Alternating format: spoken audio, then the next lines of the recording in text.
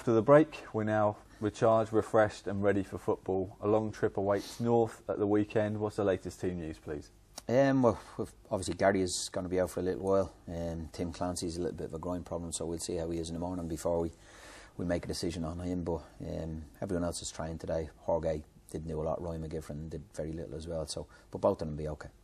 Just on the topic of Gary, how serious was that jaw injury? Was it a proper... Yeah, it's very serious, and obviously feel for him at the moment because, like I said before, I convinced him to come here and play and come and play for this club and live in the city. So it's a disappointment, but we look after him. You know, he's been great part of the setup this year. So we just make sure, because he's at the best of times he wants to play and train every day. So it's difficult for him at the moment. You know, he just wants to get out in the park and do his best for us. But like I said, we've got to make sure that we let the police do their job and we look after him from a football point of view and make sure that when he gets back, he's ready to play.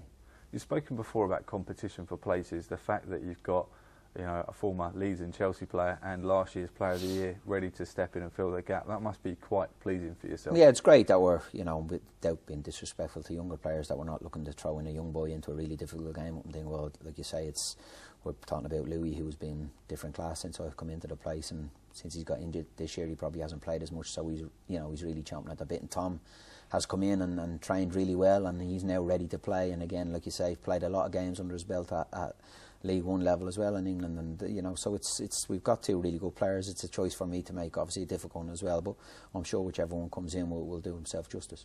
So a couple of Hibs players were called up for international duties, and this week they both had great nights, didn't they? Really, Ryan McGibbon played in Porto against Portugal.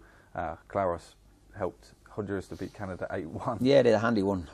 He didn't take him off during it. They were that comfortable. No, it's great to see the lads. I think Ryan, looking at performances probably over the international break, I think Northern Ireland's performance in Portugal was probably, like I said, I watched the game because Ryan was involved, and I thought they were very, very good. I thought Ryan was good, but I thought the team as a whole was excellent. And you know, it's credit to the manager, to Michael. He's had a hard start there, but he looks like he's got them great shape about him, and they played really well when they had the ball, counter-attacked, had to defend. You know, so very pleased for them. And I know Michael, and like I said, it's great credit to him that he's got his team playing that well. And obviously Jorge's gone away and played in 2 games, liking him not to play too much, but obviously he had, which is great for him as well, because I know he loves playing for his country. So fantastic win as well. You don't see many results like that at international level. So we're glad just to get both of them back, to be honest, and both of them are fit and ready to play.